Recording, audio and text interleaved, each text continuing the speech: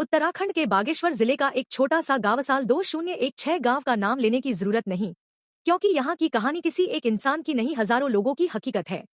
गांव के रहने वाले हरेंद्र सिंह एक साधारण किसान थे।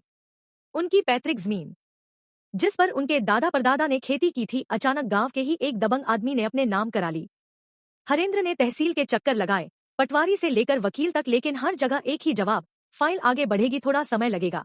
समय बीतता गया, पैसे खत्म होते गए, फसल बिक गई, लेकिन इंसाफ नहीं मिला। एक दिन हरेंद्र की मां ने कहा, बेटा अब इंसानों से नहीं, गोलू देवता से न्याय मांग। अगले ही दिन हरेंद्र अल्मोड़ा पहुंचा। वहां उसने 10 रुपए के स्टाम्प पेपर पर अपनी पूरी पीड़ा लिखी। हे गोलू देवता, मेरी जमीन मुझसे छीन ली गई है। मैं झूठा नहीं हूं। अगर मैं सही हूं तो मुझे इंसाफ दिलाइए। उसने वह चिट्ठी मंदिर में चढ़ाई और बिना पीछे देखे लौट आया। इसके बाद जो हुआ वही चमत्कार कहलाता है। करीब 20 दिन बाद गांव में हलचल मच गई। तहसील से अचानकन्या सर्वे ऑर्डर आया। पुराने नक्शे निकाले गए, रजिस्टर खंगाले गए, और एक बात साफ हो गई, जमीन के कागजों में जालसाजी हुई थी। जिस आदमी ने जमीन हड़पी थी वही अब घबराया हुआ तहसील के चक्कर काट रहा था। 3 महीने बाद सरकारी आदेश आया, जमीन असली मालिक हरेंद्र सिंह को वापस दी जाए। गांव वालों ने कहा, इतना जल्दी, यह तो नामुमकिन था।